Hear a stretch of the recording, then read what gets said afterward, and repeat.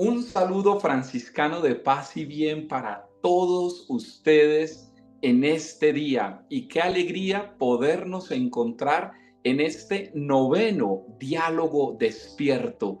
Ya hoy, noveno diálogo despierto. Cada uno de estos días nos han ayudado a interiorizar con distintos personajes, distintas figuras representativas, distintos perfiles que nos han iluminado a Carlos y a mí en este crecimiento de la fe. Y hoy, de manera especial, en este noveno diálogo despierto, contamos con la presencia del excelentísimo Monseñor Juan Vicente Córdoba Villota, actualmente obispo de la diócesis de Fontibón en la ciudad de Bogotá.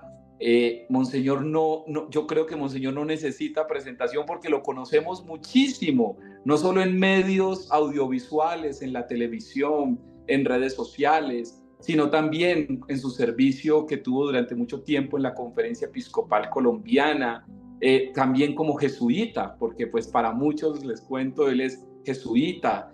Tiene sus intervenciones como psicólogo, porque también es psicólogo y evidentemente ha tenido estudios en la ciudad de Roma y en muchos otros escenarios donde Monseñor ha tenido una palabra para Colombia, una palabra para el país. Por eso no era menos que hoy en nuestro noveno diálogo invitáramos al excelentísimo Monseñor Juan Vicente Córdoba, y gracias, Monseñor, por estar con nosotros. Monseñor, quiero contarle que en estos diálogos, cuando tenemos normalmente a un invitado hombre, siempre queremos que una bella dama nos acompañe.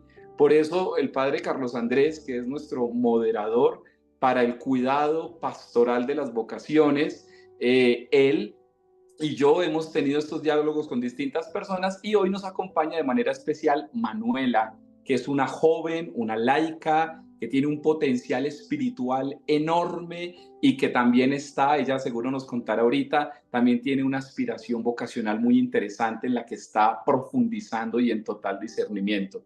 Así que, Monseñor, la palabra es suya, bienvenido, qué alegría tenerlo. Muchas gracias, Jonathan, Padre Carlos, Manuela, y todos los que nos escuchan. Nos dirigimos a ustedes con el cariño humano, con la afectividad católica cristiana y la fraternidad de los que seguimos a Jesús, abiertos a todos. Aquí el que no tenga fe, bienvenido; el que la tenga, profundícela; el que sea de otra religión, podemos dialogar, pero todo para la gloria de Dios, no más, y la salvación de nuestras almas. Así que gracias por esta invitación y dispuestos aquí a compartir con ustedes para ir discerniendo, buscando qué quiere Dios en esta época de nosotros, especialmente en cuanto a lo vocacional, es tan abierto y tan amplio en la iglesia y en toda la raza humana.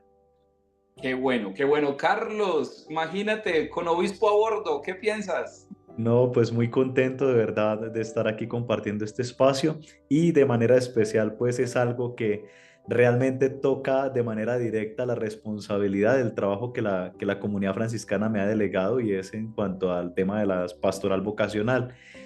Es evidente, y aquí yo empiezo a entrar en materia, porque es evidente esta disminución de vocaciones.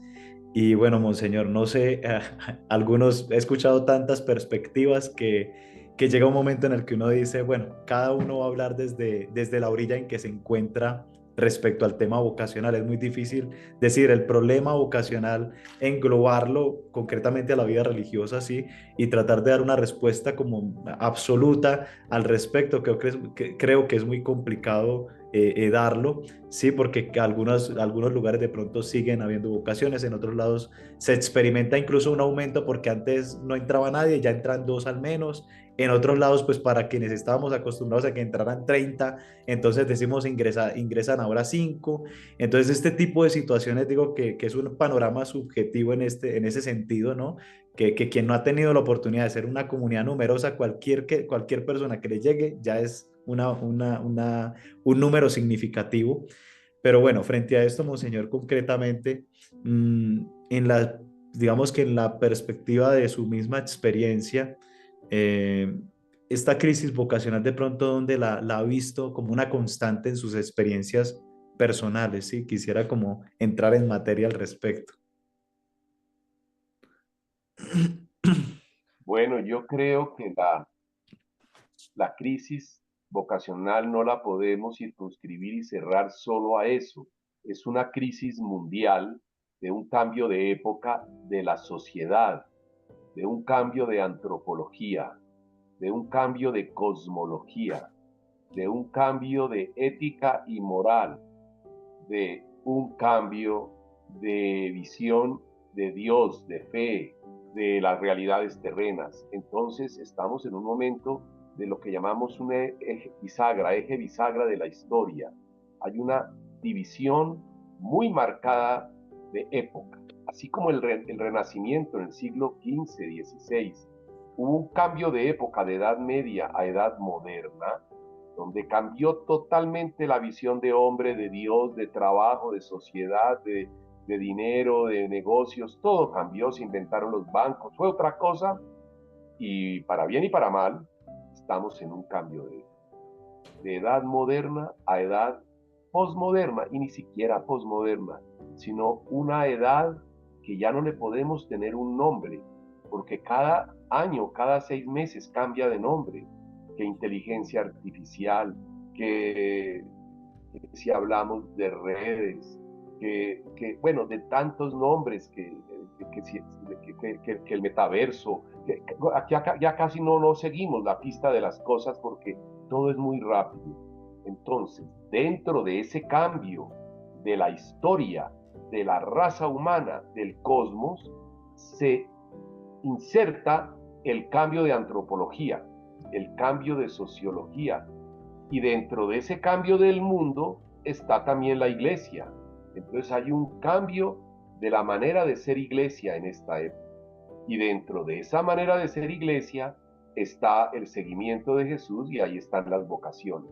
Luego no la podemos desprender el problema vocacional como si fuera aislado, sino dentro de un cambio de época. Eso a grosso modo. Después me dicen cuándo, cómo podemos entrar en detalles, pero por ahora lo enmarco en forma globalizada. Entonces, analizar las vocaciones solo desde lo vocacional, desde el llamado de Dios o desde la respuesta, es como analizar el vestido por un botón que se rompió. Hay que ver todo el vestido. Sí, sí. Qué bien, monseñor, porque este análisis global al que usted nos invita, una mirada un poco más holística, más integradora de los factores que rodean el mundo, la sociedad, la cultura, la política, la formación, la misma pedagogía, los centros educativos, es decir, toda esta mirada integradora dentro del cambio de época nos tendrían que llevar también o exigir un tipo de identidad. Y yo creo que está en juego el tema de la identidad cuando hablamos del tema vocacional. Yo no sé, monseñor, ¿usted qué piensa sobre desde qué tópico espiritual o cultural tendríamos que nosotros asumir una identidad cuando hablamos del tema vocacional? ¿Qué tipo de identidad tiene el joven hoy a su juicio y por qué es tan complejo este tema de la identidad en los jóvenes? Bueno, entonces, como hablé de las épocas, cambios de época, entonces yo quisiera referirme a lo que caracteriza rápidamente a las 3 últimas épocas, para no irme más atrás, para no alargarme. La Edad Media, siglo VII a siglo XIV-XV, una edad larga, estamos hablando de 7, 8 siglos, se caracterizó por una centralidad, una cosmovisión, antropología y cosmogonía centrada en Dios, el cristianismo. Cuando a Carlomagno le dice al Papa Alejandro en el año 800, le entrego el mundo, él conquistó todo el mundo después de que se mataban y se peleaban por la península itálica, por la península ibérica y por la península de Grecia, de los griegos, porque era la calientica donde se podía sembrar. Se mataban los gringos, digo, los godos, los visigodos, los nórdicos, los finlandeses, los vikingos, los francos, los arios se mataban. y le dice a Carlomagno, este gran general y alemán: Santo Padre, acabo de conquistar el mundo. Él fue un gran general, conquistó todo Occidente. Ese Occidente no tenía fe, todavía quedaban vestigios del Imperio Romano, estaba dividido en grupos, seguían matándose, pero Carlomagno los conquistó y los pacificó. Le entrego el mundo. El Papa dijo: no, yo no, eso no me toca a mí. Y los cardenales, que eran poquitos, en esa época había 18 cardenales, le aconsejaron al Papa: tómelo porque así evangelizamos. Oiga, después de gran discernimiento tomaron el mundo y el Papa evangelizó Europa y todo Occidente, África y parte de Asia. Y eso duró toda la Edad Media. Si no fuera por esa entrega de Carlomagno al Papa, no habría habido una cristiandad, una maravilla de evangelización, criticable en muchos puntos, pero son otras épocas, pero maravilloso. Y así hasta el siglo XV, el Papa colocaba las casas reales, coronaba a los reyes, todos los reinos eran católicos, proliferación de conventos, vida religiosa, santos, y con pecado y todo, porque somos el género humano, pero había una cristiandad centrado todo en la Iglesia Católica Apostólica Romana. Esa época la podemos llamar, la Edad Media, creo, luego existo. Creo, luego existo. Viene después el Renacimiento, y del siglo XV al XX, la Edad Moderna.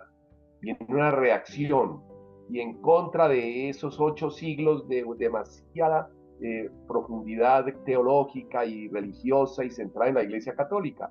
Entonces viene la razón, y con la frase de Descartes: pienso, luego existo. Cogito ergo sum. 8 siglos de creo, luego existo, 5 siglos de pienso, luego existo. Leibniz, Descartes, Hobbes, Hume, Berkeley, todos estos grandes pensadores franceses, ingleses, con la razón se llega a Dios, y con la razón se gobierna el mundo. Comienzan con la razón las repúblicas y todo lo que es la igualdad, la legalidad, la fraternidad, de la Revolución Francesa, la Revolución Industrial, y tenemos hasta el siglo XX, desde el siglo XV, la Edad Moderna, pienso, luego existe. Se acabó la Edad Moderna en el siglo XX, nos tocó a nosotros, entre el 20 y el 21. Es un cambio de época, y todo cambio de época ha traído cosas terribles. La que les digo en el siglo VII, VIII, con Carlomagno y el Papa, eso fue un cambio de visión. El siglo XV, XVI, cambio de visión de la Edad Media a la Edad Moderna, y ahora estamos en el cambio de Edad Moderna a una que le llamamos posmoderna, o le llamaremos inteligencia artificial, o metaverso, o le llamaremos revolución cósmica, con lo que ustedes quieran, ¿no? Cada año cambia el nombre, porque estamos en ese cambio.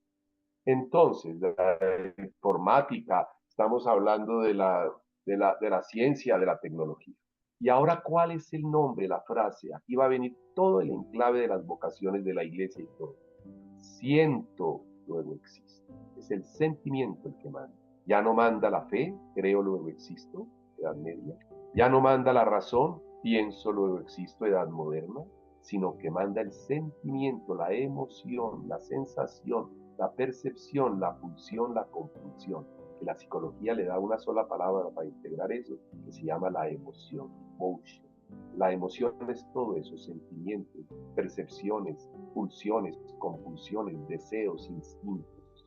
Y eso es lo que manda hoy. Pero manda sin estar organizado. Cancelamos la fe, cancelamos la razón, y ahora lo que vale es el sentimiento. Entonces, ¿qué es lo que vale? Lo que siente. Y esto, cuando se polariza en el sentimiento, suele una sociedad en que cada cual tiene un sentimiento distinto, y viene lo que a mí me parece, yo siento, eso es cosa mía, a mí nadie me puede decir que no. Yo siento que debo ser hombre, siento que debo ser mujer, siento que debo tener animales, siento que no los debo tener, siento que debo amar de tal manera, siento necesidad de relaciones sexuales, siento necesidad de relaciones afectiva, siento necesidad de dinero, porque el dinero me hace sentir superior, y salen todos los problemas también psicológicos de quien solo siente. Siento a Dios, no lo siento a Dios. Entonces enmarquémonos en una época que se llama la posmodernidad, en donde el sentimiento es el punto regidor de todo. ¿Qué vocación se puede sostener? cuando el sentimiento manda. Hoy siento que Dios existe. Dentro de 8 días siento que no existe. Dentro de 15 días siento que sí y me llama al sacerdocio. Siento que sí y me llama a la vida religiosa, hombre o mujer. Me llama al laicado, me llama a la fe. Dentro de 6 meses ya no lo siento. Entonces, como no lo siento, ya no tengo fe, ya me retiro, ya no tengo perseverancia. Ni la razón ni la fe me sostienen, solo el sentimiento. Y vemos ese péndulo de sentimientos de todo el mundo. Entonces se encuentra una persona y le dice, estoy feliz, soy novicio, soy sacerdote, joven, hablo de joven, porque de cierta generación para arriba todavía estamos en la cristiandad y en la razón. El sentimiento lo tenemos, pero no tan totalmente cristalizado, sino que es una integración de todo. Entonces, cuando se encuentra una persona, oye, ¿cómo vas en tu vocación? No, yo me retiré porque es que no, eso no lo siento, no es para mí. ¿Y ahora en qué estás? No, yo me metí a un grupo, no sé qué, sideral, y un grupo como de unas emociones de yoga o de concentración o de una oración cósmica. Y otro dice, no, yo estoy en negocios, yo estoy en dinero. ¿Qué vocación laical, religiosa, sacerdotal se va a sostener cuando está pegada con alfileres? Porque lo que la mueve y la sostiene es la emoción, el sentimiento. Los sentimientos están cambiando todos los días de acuerdo a los estímulos de una sociedad que no tiene ningún tipo de censura para nada. Doy esa visión general. Wow, wow. Excelente, excelente. Creo, luego existo, pienso, luego existo, siento, luego existo. Crisis de identidad hoy, siento, luego existo. Bueno, Manuela, te toca. Yo estoy que me hablo, pero dale, Manuela. Bueno, monseñor, yo tengo una pregunta. En el tema de todas las crisis que están pasando ahorita, entiendo que los jóvenes deberíamos como hacer un proceso para saber cuál es nuestra vocación, como encontrarnos verdaderamente con Dios para saber si lo nuestro es casarnos, ser laicas o ser religiosas. ¿Qué consejo darías tú en este momento en el que sentimos solamente los jóvenes, en el que solamente nos dejamos llevar por nuestro sentimiento?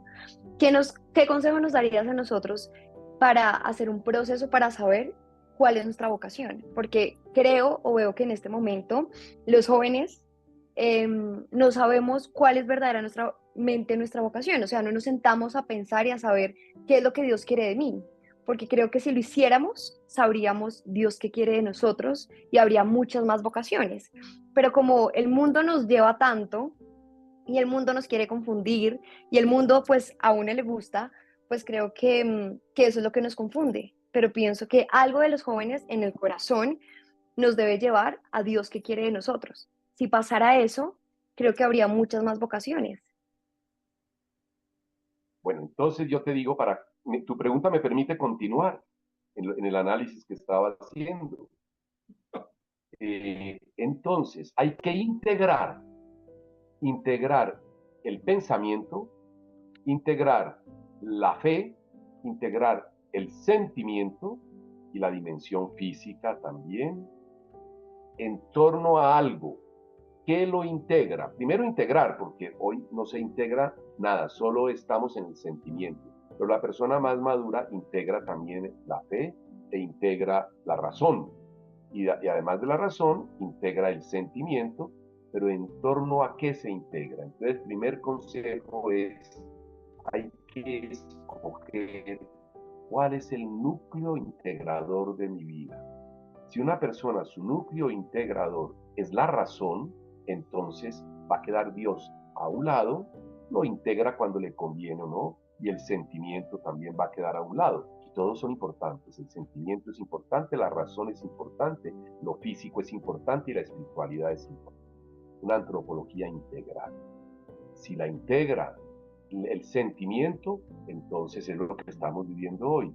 Vale lo que siento. Si la integra la razón, vale lo que sea razonable, lo que tenga causa y efecto y análisis y síntesis. Si la integra la fe, vale lo que Dios quiera de mí. Entonces, al joven yo le diría, tienes que tener claro en tu vida cuál es el núcleo integrador de tu existencia. Si es la fe y el amor a Dios, el seguimiento a Jesucristo, enamorados de Él, no se pierde el sentimiento, pero es de amor a Dios, primero que todo. Primer mandamiento, amados los unos a los otros, amar a Dios sobre todas las cosas. Le dicen a Jesús, ¿cuál es el principal mandamiento? El principal mandamiento es amarás al Señor tu Dios con todo tu corazón, todas tus fuerzas, toda tu alma y tu ser, y al prójimo como a ti mismo. Eso se llama estar integrado en Dios. Un joven, una chica, un chico, y un señor, una señora, no hablamos solo de jóvenes, es la generación de hoy, cualquier edad, que no tiene su vida centrada en el amor a Jesucristo, no va a poner a Dios como centro integrador de su vida. Puede ser amor a sus amigos, a sentirse bien, amor al placer, amor a la inteligencia y a la academia, a estudiar, y hay gente que se centra en eso. Y no es que sea malo eso, sino qué es lo que integra a mí. Y hoy estamos en un momento en que Dios no es el integral. Estamos en una crisis de presencia y vivencia de Dios. Es una época centrada en el sentimiento humano. El hombre es el centro. Te preguntas por vocación si el chico o la chica tiene como centro su ser, su yo, su vida. Es lo que a mí me guste, es lo que a mí me parece. Las mamás y papás refuerzan eso. A niños de 6 años les preguntan, ¿quieres hacer la primera comunión? Lo que tú digas. Tú eres libre y eres personita. Ay, tan divino mi niño. Él es una personalidad. Señora, perdóneme, a los 6 años, ¿cuál personalidad? Y a los 6 años, ¿cuál integración de qué? ¿Cuál cosmovisión y cuál antropología? Y no hay que guiarlo. Es una mamá y un papá que le dicen, tenemos fe, amamos a Dios, vas a hacer la primera comunión. Yo que a veces hago primeras comuniones en colegios y la mamá dice, ay, yo quería que mi niño la hiciera, pero él no quiere. Y con el papá hemos dicho, hay que respetarlo. Imagínense el mensaje. Entonces el niño hace lo que le da la gana porque el papá y la mamá le dicen, hay que respetarlo. Y además, delante de los amigos y de las familias dicen, él es personita, ¿qué personalidad? Dijo que todavía no hacía la primera comunión porque él cree que todavía no siente eso. ¡Qué maravilla, mi hijo! Y lo hemos respetado porque él es toda una personalidad. Señora, entonces llévelo de gerente del Banco Central Hipotecario o del de Bogotá porque ese ya es una personalidad hecha, ¿no? Y va y quiebra el banco. Entonces, y así todo. ¿Quieres ir a misa? ¿Quieres rezar? ¿Quieres ir donde la abuelita? Ay, yo no quiero ir, hoy quiero ir donde un amigo. Mira, el niño quiere y el papá dice, tú verás. Bueno, mi hijo, te llevamos donde tu amigo. Estamos criando a los niños hoy a que ellos sean el centro. Mucho de lo que un niño quiere, casi todo es bueno, nada es malo. Pero el niño no tiene puntos de referencia que le ayuden a integrar su existencia y su vida. Porque la referencia es el sentimiento y la emoción del momento. Quiero, no quiero, voy, no voy. Entonces, cuando tiene 18, 20, 25 años, está eligiendo una vocación que dice, hoy siento que debo ser religiosa, hoy siento que debo ser sacerdote. Hablé con la madre Patricia, hablé con el padre Rodolfo y estoy haciendo un proceso muy lindo. Y hemos ido a unos barrios y tenemos Eucaristía y tenemos discernimiento.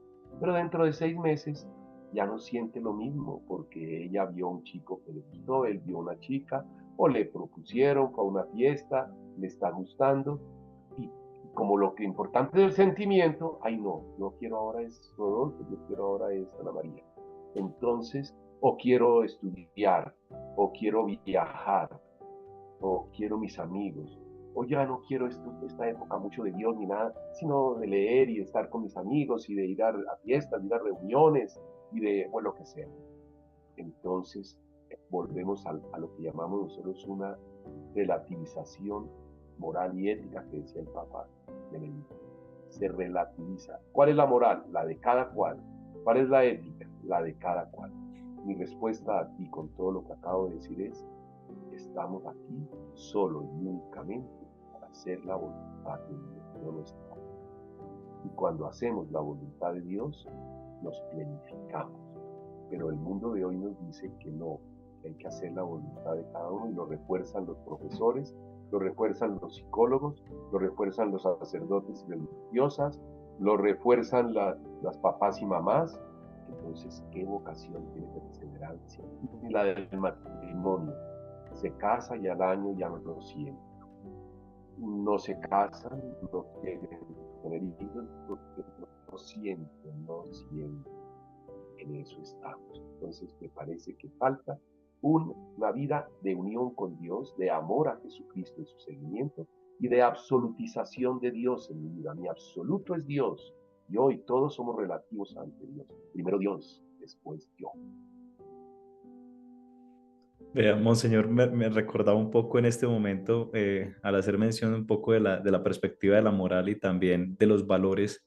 Sí, se vuelven como, digamos que si los valores tenemos como un referente claro de la vivencia de estos valores, se hace mucho más creíble y pareciera, da como da la impresión, como si la persona de Jesús fuera como un mito o una narración o una fábula, ¿sí?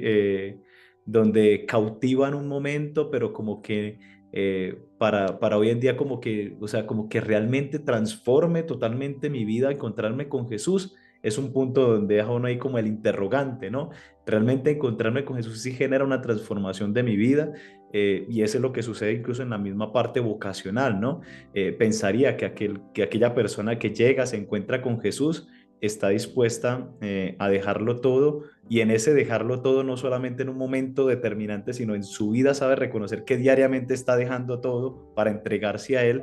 Y me parecía muy interesante la propuesta de integrar, ¿no? Me gusta mucho que decías allí, no se sataniza fe, o sea, no es tirar la fe a un lado, no es tirar la razón a un lado, no es tirar los sentimientos, sino es integrar todas estas realidades que nos van a permitir dar una respuesta de todo corazón, ¿sí? De una entrega total a Dios.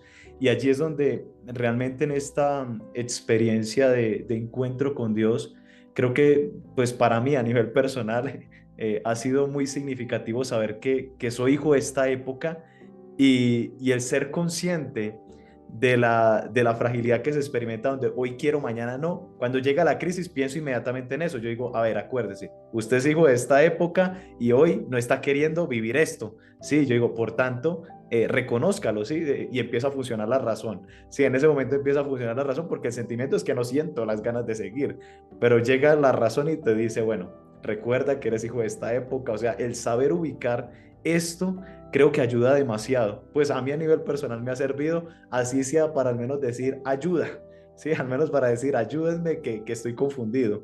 Y creo, Monseñor, bueno, no sé, voy a hacer una afirmación, y su merced pues nos dirá de pronto qué piensa al respecto, pero a veces me da la impresión que uno debe amar su vocación por encima de sus pecados, porque si no se vuelve una veleta donde no sabe para dónde ir.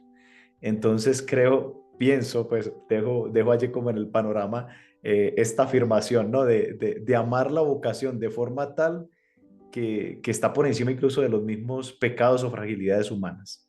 Es esto, dejo ahí la frase.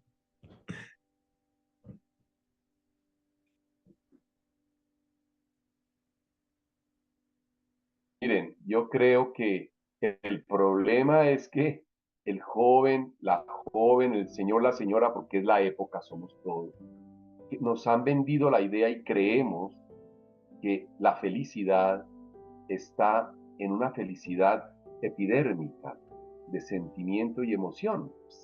Siento, luego existo.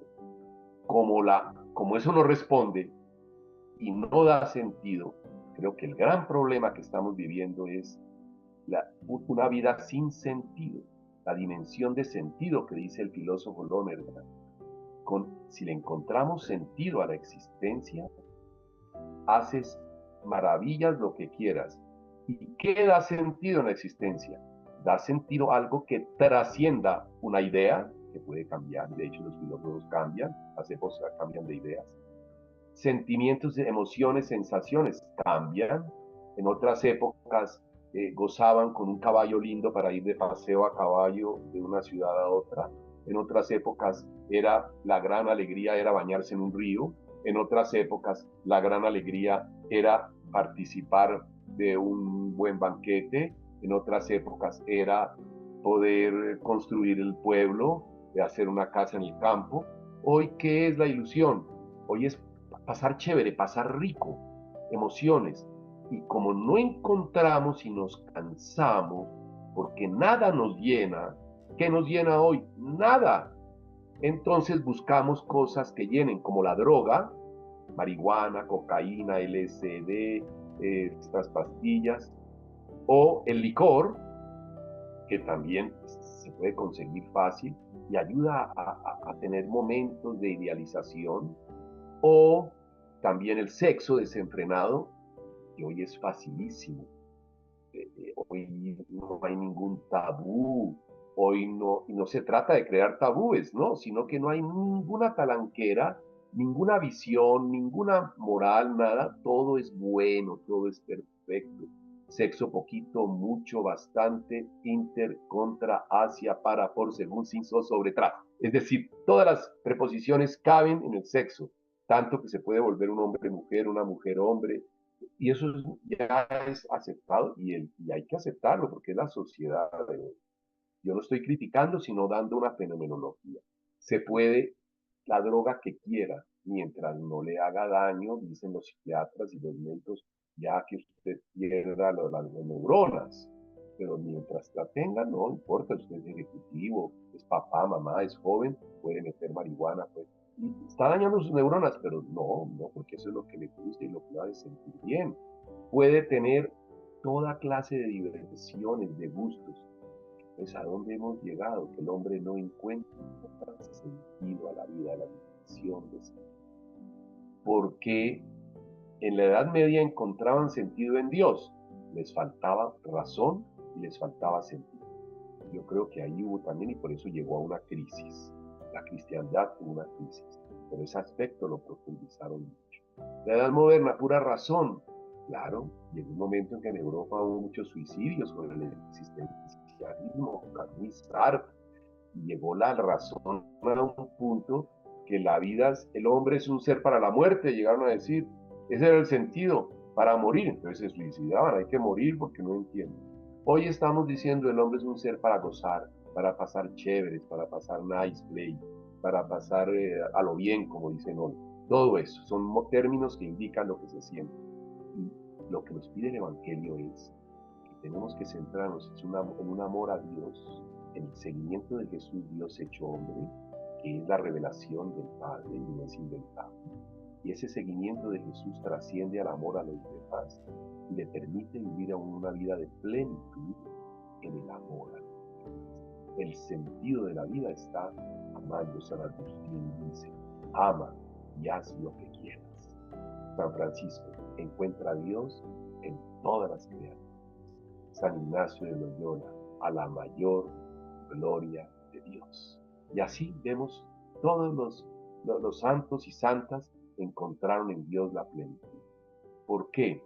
Porque en Dios todo lo tenemos y lo alcanzamos para darle un sentido en el amor. Si el amor no es el catalizador y no es el vehículo de la acción, el hombre se centra en su egoísmo y eso no da sentido. Entonces, antes de vocación, antes de laicado, antes de vida religiosa, la pregunta es, ¿cuánto amas a Dios y a los demás? Dice San Juan de la Cruz, al final de la vida nos juzgarán por el amor. La pregunta es, ¿cuánto amas? Y si preguntamos en la sociedad de hoy, ¿cuánto amas? Es difícil, porque me amé yo. Y ese me amé yo me cierra las puertas para amar a los demás. Y el hombre sin sentido se vuelve loco. Y tenemos una locura de mundo hoy. ¿Por qué? Todo lo que vemos, la corrupción, todo es buscando dinero, dinero, dinero, para tener placer, placer, placer, para tener poder, poder, poder, para que yo sea yo. Es una egolatría impresionante la que estamos viendo. Y Dios nos presenta una teocentricidad, una vida teocéntrica. para que desde Dios amemos toda la creación. Entonces yo creo que ahí está el problemita. ¿Qué vocaciones vamos a tener hoy? No, imposible. Yo creo que es que es lógico. Y tenemos que resignarnos que viene un tiempo largo sin vocaciones. Inclusive entran, pero se salen. ¿Por qué? Porque no encuentran ahí placer o no encuentran sentimientos o hay contradicciones. Me toca hacer cosas que no quiero, me toca entregarme, sacrificarme. Ay, no, yo sí no me voy a sacrificar. Entonces, porque el mundo de hoy me pide que yo sea el centro. Entonces, aceptemos que vienen épocas difíciles. La iglesia va a tener una bajada grande, la está teniendo. El mundo, no es la iglesia, es el mundo, es el ejército, es la policía. Hoy no quieren ser policías. Faltan miles de policías y no hay vocaciones. No saben cómo reclutar más. ¿Quién va a querer dar la vida por otros para que le peguen un totazo en la cabeza en una revuelta de unos que quieren hacer lo que sienten? Pues no quieren. No hay vocaciones al ejército, a la armada, a la policía. Hay unos pocos. A la vida religiosa, a la vida sacerdotal, a todo lo que implique servir, sacrificarse. A la medicina la hay en cuanto la persona también puede encontrar una plenitud económica y algo de reconocimiento. Y el médico que no adquiere el dinero, se sabe si tiene vocación, si sigue sirviendo con entrega y amor. Si no, cambia y se pone a hacer otros negocios. Entonces, yo les diría que el problema no lo podemos centrar en la iglesia, no lo podemos centrar en las comunidades, en los seminarios, no lo podemos centrar en qué está pasando, qué espiritualidad tenemos. Tenemos que centrar en una época que estamos viviendo sin Dios y en una antropología, en una cosmogonía, en una teología, en una sociología que sea centrado en Dios y desde Dios a los demás. Y eso no estamos en esta época. Van a pasar unas 3 generaciones en que seguiremos en esto cayendo, con fe, con esperanza. No teman, yo estaré con ustedes hasta la consumación de los siglos, dijo Jesús, y las puertas del infierno no podrán contra la iglesia. No perdemos la fe ni la ilusión. No somos negativistas, somos objetivos, realistas. Y vendrán los hijos, los nietos de los actuales niños o bisnietos, verán un renacer de la iglesia, porque se van a cansar de este egoísmo y de este materialismo y de esta secularización, y van a reaccionar como reaccionaron en la Edad Media, como reaccionaron después del Renacimiento con el Concilio de Trento, y cuando hubo renaceres como un Francisco de Asís, como una Teresa de Ávila más tarde, un Ignacio de Loyola, la contrarreforma de la Iglesia, en que el Señor y el Espíritu cuidó a su Iglesia y volvió a renacer la secularidad. Vendrán nuevas épocas. Este desierto que estamos pasando hay que vivirlo con mucha fe y esperanza, pero con realismo. Monseñor, gracias por este contexto que nos has brindado, que no solamente adquiere muchísima relevancia por lo que estamos viendo, sino que también tiene un carácter muy profético. Y siento allí también de tu parte una profecía muy especial a cómo esta época se tendrá que exigir a sí misma ese nuevo renacer, y tendremos que llegar allí, y esperemos que estemos a la altura, o que al menos, como tú bien lo decías, que los nietos que estén más abajo puedan estar a la altura para poder hacer ese nuevo despertar. Yo quisiera, Monseñor, preguntarte, no sé, voy a decirlo en esta frase: metámonos al rancho, si me lo permites decir de esa manera.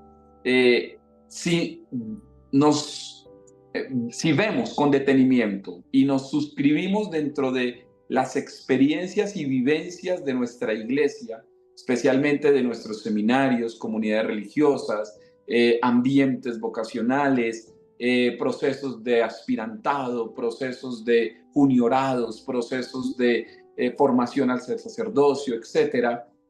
¿Qué análisis le merece a usted el papel de la significatividad? En palabras un poco más sencillas, ¿somos significativos hoy para quien quiere buscar un camino de descubrimiento, de sentido, de servicio dentro de nuestra iglesia? ¿O será que nos está faltando un elemento sustancial de significatividad?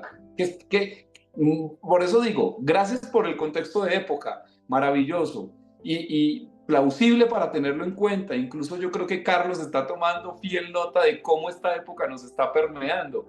Y Manuela seguro se está viendo también interpelada. Pero me gustaría, y perdóname si cambio un poco el giro, pero me gustaría que pensásemos desde el rancho ardiendo. ¿Somos o no somos significativos?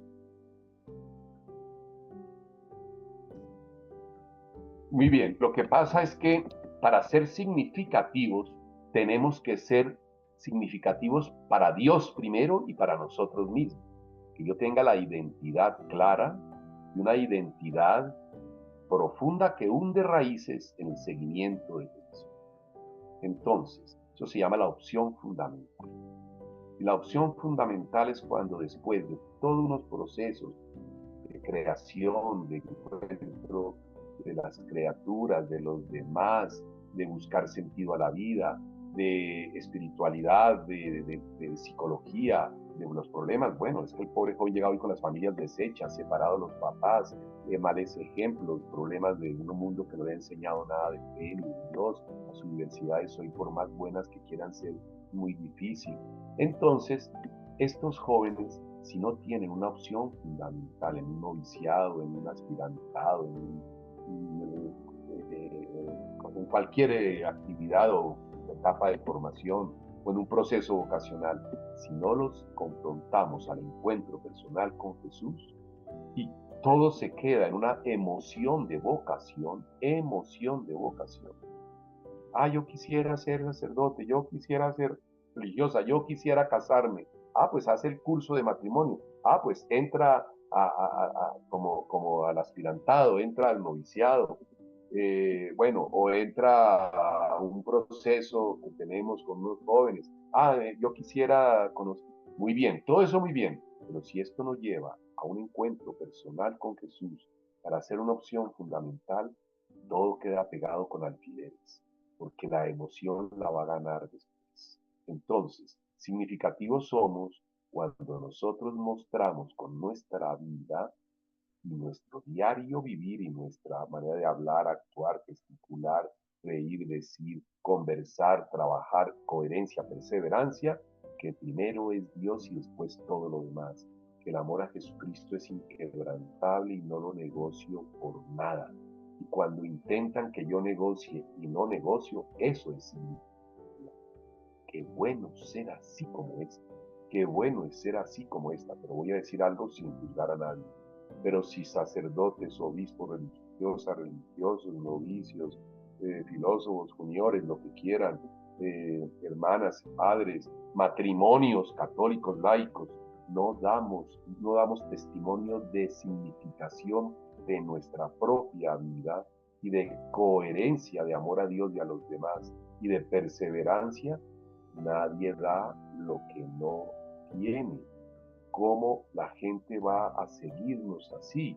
¿Qué dice la persona? No, pues yo que creí que este era una persona que me estaba enseñando y mire, resultó que este padre, mire los problemas que tiene, o mire esta señora, o mire mi mamá, o mire mi tía, o mire mi abuelito, mire mi hermano mayor que yo creía que era como él, ya se ha separado 2 veces y además ya ahora se mete con unos tipos ahí raros, tiene unos negocios raros y anda metiendo, parece que mete marihuana, pero no es que era el hermano ejemplar.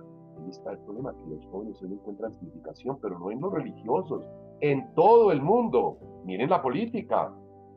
¿Quién nos da testimonio de seguimiento de Jesús entre los políticos?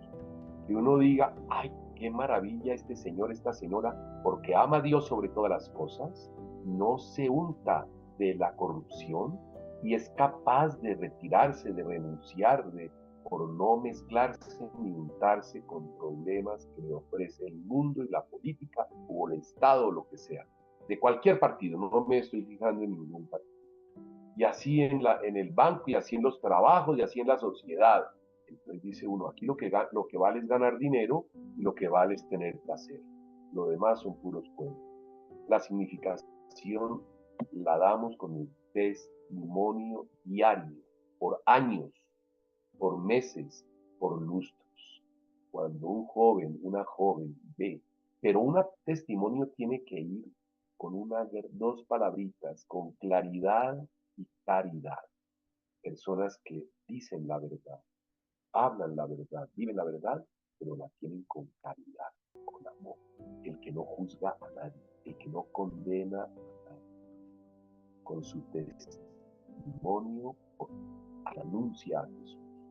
Y cuando alguien viene con locuras y bobadas de este mundo, no lo juzga, no lo condena, pero con amor le muestra otro camino, como hizo Jesús con el mal ladrón y el buen ladrón. Al mal ladrón no lo condenó, no lo juzgó, no lo regañó, pero le ofreció la salvación y no quiso, le respetó su vida. Se dejó insultar, pero no le dijo: usted está mal, muy mal hecho, usted no va a tener el reino. Mire, ¿usted por qué me ofende? Yo no he hecho nada. Gánese entonces usted la condenación eterna.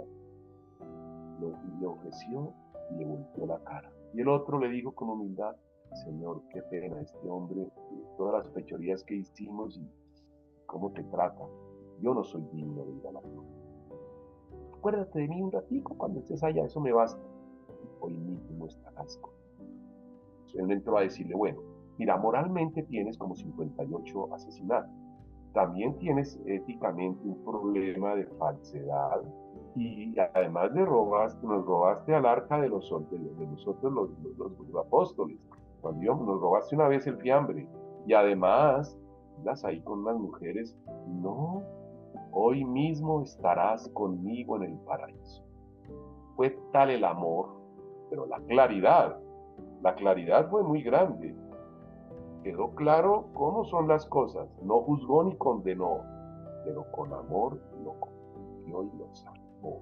Y el otro aceptó. El otro no aceptó, lo respetó. Ese es el modo de significación. No tenemos que juzgar a nadie. Tenemos que tener corazón abierto para todos. No ingenuo, con claridad y caridad. Con amor y con mucha verdad. No se trata, Jesús fue así a la pecadora que le dijo: ¿dónde están los que te condenaban? Se han ido, Señor, no me condenaron. Yo tampoco te condeno. Eso que se llama caridad, perdón, misericordia. Él no le dijo: pues sí, porque es que habías caído varias veces y mira lo loca que eres y te acostaste con el vecino y con este y con tal, y los que te iban a apedrear es porque te conocen. No. ¿Qué le dijo? Yo tampoco te condeno. Ahora viene la claridad, la verdad. Vete y no peques más. Le dijo pecadora de una manera tan tierna y tan caritativa que la otra se come. Entonces la significación la damos con la manera caritativa y clara de anunciar a Jesús con nuestras intenciones, acciones, operaciones, con nuestras actitudes, con nuestros hechos, con nuestras palabras. Y el día que nos equivoquemos, porque somos humanos, pecadores, reconocemos y pedimos. Siempre ha habido pecado en la Edad Media, en la Edad Antigua, en la prehistoria, en la Edad Moderna. Siempre ha habido pecado. Pero una diferencia de los pecadores de esas edades reconocían su pecado y decían: pequé, se confesaban, o decían: soy pecador, aunque no cambiara. Hoy, ¿cuál es el problema? Que pecar es virtud, que se volvió que nadie acepta su pecado, la sociedad no acepta que hay pecado y todo es bueno, todo sentimiento es bueno y todos terminan diciendo que lo que hicieron estuvo bien. Es una gran diferencia. Y sin reconocer el pecado y pedir perdón, no puede haber misericordia. El mal ladrón, o la hay, pero no actúa. El buen ladrón, reconociendo y pidiendo perdón. No merezco. Acuérdate de mí, reconoció, pidió perdón. Eso significa cambio en la vida. Entonces la significación no la dan unas palabras. La significación no la da un discurso bonito. La da una vida a través del tiempo, en constancia de fidelidad y perseverancia, en cosas pequeñas y en cosas grandes. Ahí el joven se siente atrás y le da sentido a la vida. Si no, el sentido sigue siendo la marihuana, el licor, el sexo. Manuela.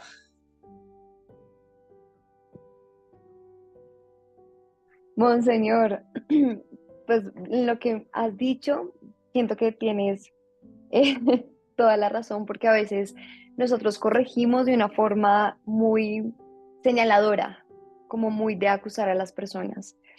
Pero con lo que nos dices, creo que la mejor forma de empezar es uno ser claro con amor y ante todo la caridad. Yo quisiera hacerte una pregunta y es que, digamos, en mi proceso en el que yo voy, yo llevo 1 año y medio pues descubriendo cuál es mi vocación. Mm, pero digamos, a mí me cuesta un montón abandonarme a Dios, confiar en Dios. Pues no, porque me da miedo arriesgarme.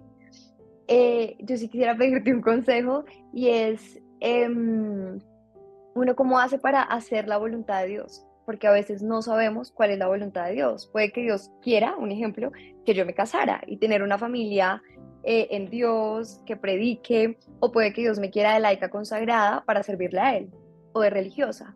Pero uno cómo sabe cómo hacer la voluntad de Dios, porque a veces es un poco complicado entender. Mira, un proceso sencillo, psicológico, espiritual. Ahí integramos la psicología, la ciencia con la espiritualidad, la fe.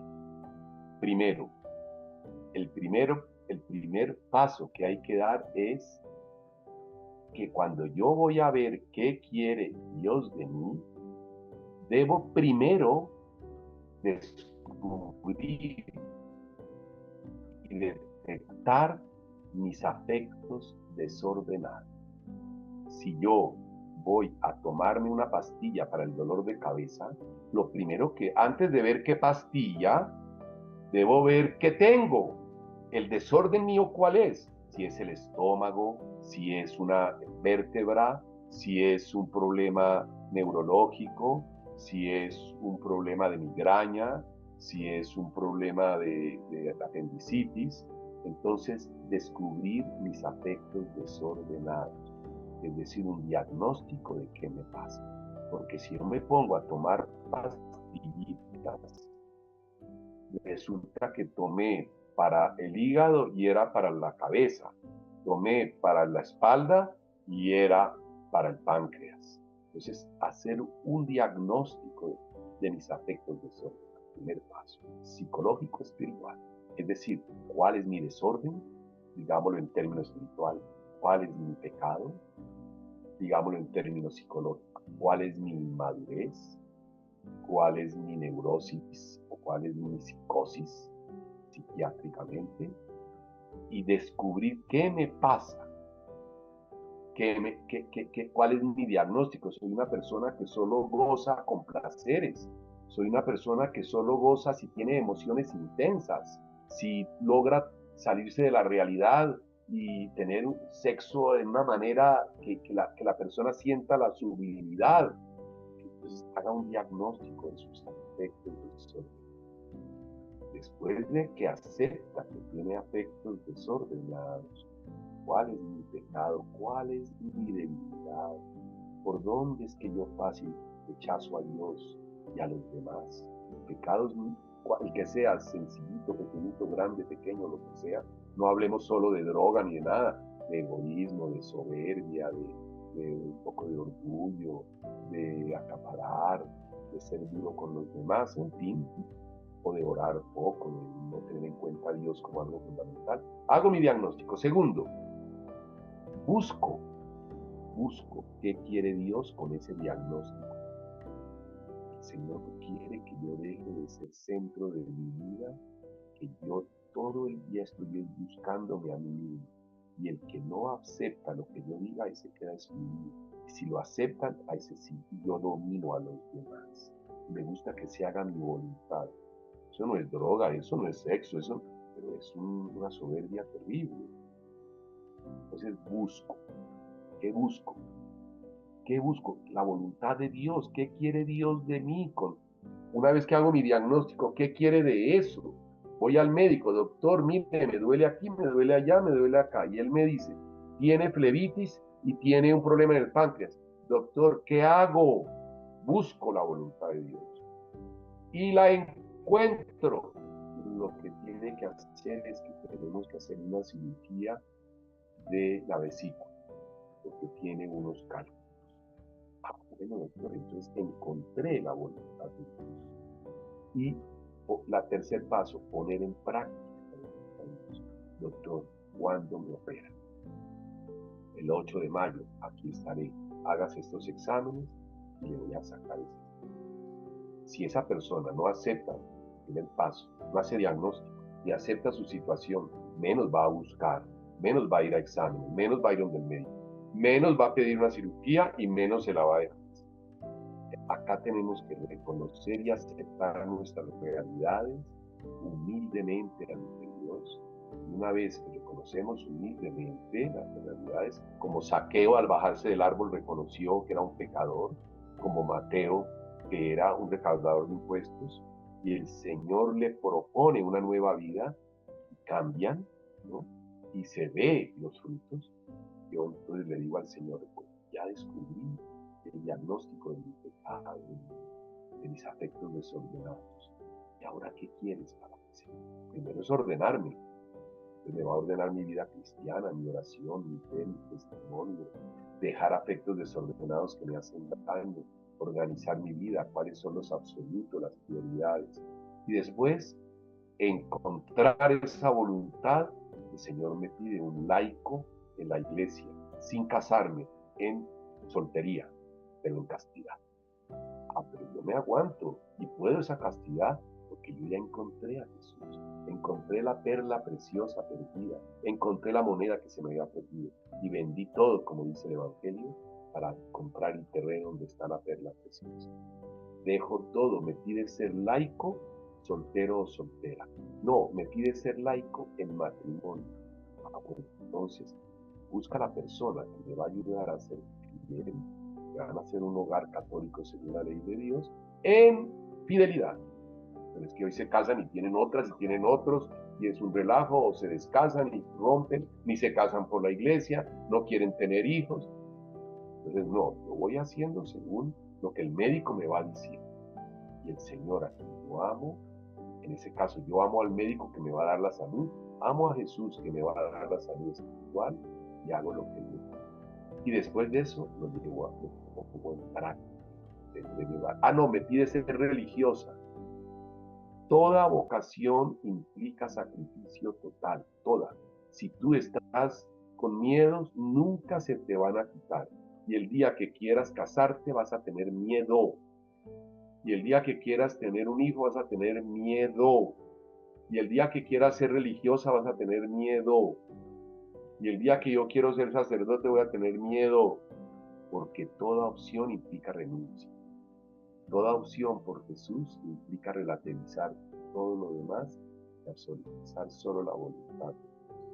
Entonces, perdóname que te diga, los miedos son naturales, bienvenidos porque somos humanos, pero deben pasar a un segundo plano. Aquí lo importante no es el miedo, lo importante es qué quiere Dios. Y Él lo que me pida me va a ayudar, y eso es, y tendré sentido de vida. Tendré sacrificios en el matrimonio, en la soltería, en el sacerdocio, en la vida religiosa, en donde sea, en la vejez y en la juventud. Pero cuando es lo que Dios quiere, me da la gracia y seré feliz en medio de los sacrificios. No hay vocación sin cruz, y no hay cruz agradable, pero no hay cruz que cargada con Cristo no deje resurrección. Si la cargamos en Cristo, que hay que cargarla de todas maneras, va a traer frustración y va a traer compensaciones de otras cosas. Deja los miedos a un lado, siéntelos, identifícalos, pero lo primero es, ¿qué quiere Dios? Y lo que Él quiera, Él te acompaña. Casada, soltera, millonaria, pobre, con 3 hijos, con 5, con 1, religiosa, laica comprometida, lo que sea. Todo va a traer cruz, todo va a traer sacrificio, pero lo que sea que Dios quiere va a traer plenitud y sentido de vida, no solo para ti, sino para los demás, porque toda vocación trae servicio a la demás. Espero que algo te sirva a eso. Bueno, Gracias. muy bien, pues bueno, pues no podemos terminar esto sin que nuestro moderador para el cuidado pastoral de las vocaciones sea el que ya, Monseñor, termine este diálogo. Seguramente él te pedirá algo para nuestros jóvenes o lo que su corazón diga, no lo sé. Ahí Carlos ya sabrá terminar porque ya estamos a 3 minutos para terminar. Gracias. Bueno, Monseñor, de verdad muchas gracias por esas precisiones. También Manuela, agradecer por esa pregunta especialmente que ha hecho ahí al final, porque realmente aporta mucho a esto de la vocación. Y bueno, simplemente, Monseñor, pues agradecer estas palabras y bueno, tengo un grupo de 21 jóvenes que están haciendo discernimiento vocacional. Hemos hecho este seguimiento de manera virtual con ellos. Yo he hecho como el seguimiento a nivel nacional de manera virtual. Hay unos frailes que están acompañándolos de manera presencial, pero he hecho como todo este seguimiento a nivel virtual y sí quisiera aprovechar este momento para que de su parte si pueda dirigirles unas palabras a estos 21 jóvenes que están buscando darle esta respuesta a Dios.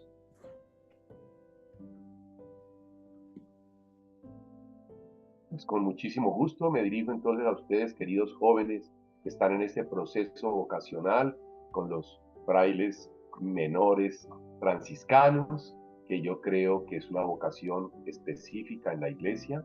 Primero a la vida religiosa, segundo puede ser al sacerdocio o a la misma vida religiosa sola, como hermanos, y también a servir a la iglesia. Lo primero, el consejo que yo les daría a ustedes es: tengan claro, hagan un diagnóstico si lo que están buscando es algo para ustedes o es para Dios y la iglesia. Es que yo sé que allá me van a dar tal cosa, es que allá voy a estudiar, es que allá voy a ser importante, es que allá voy a ser sacerdote, a mí me van a respetar, me van a decir fray, me van a decir reverendo padre, y además voy a tener donde vivir, hay unas casas, colegios bonitos que tienen los franciscanos, y alguno de esos me irá a tocar. Además me van a dar todo lo necesario. Además también me enseñan teología y me enseñan filosofía, y además también puedo servir y puedo ayudar con mis cualidades. Eso está centrado en Dios. Mi consejo es que analicen bien su vocación, su búsqueda, su respuesta, su proceso. Si está centrado en yo, o está centrado en que Dios me llama. Yo solo quiero hacer lo que Dios. En la alegría, dolor, tristeza, dificultad, enfermedad, en donde me llame, lo que Dios quiera. Si me pide ser religioso, ser sacerdote, ser religioso, o como sea, es primero lo que Él me pide. Que si eso va a traer sacrificios, dificultades, incomprensiones, alegrías también, éxitos, fracasos, eso es secundario. Lo importante es qué me pide Dios. Como el que se casa, eso puede traer un hijo enfermo, un hijo con síndrome de Down, una esposa que se enferma, una viudez, o eso me puede traer un problema de un hijo que está bajo los efectos de la droga.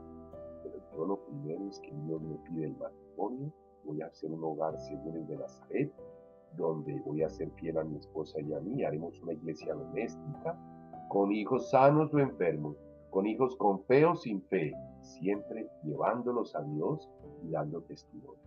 Lo demás no, que si me caso con rica o pobre, que si me caso con muy bonita o no tan bonita, que si me caso con aprobación de toda la sociedad o no. No, eso es ya cosas mías.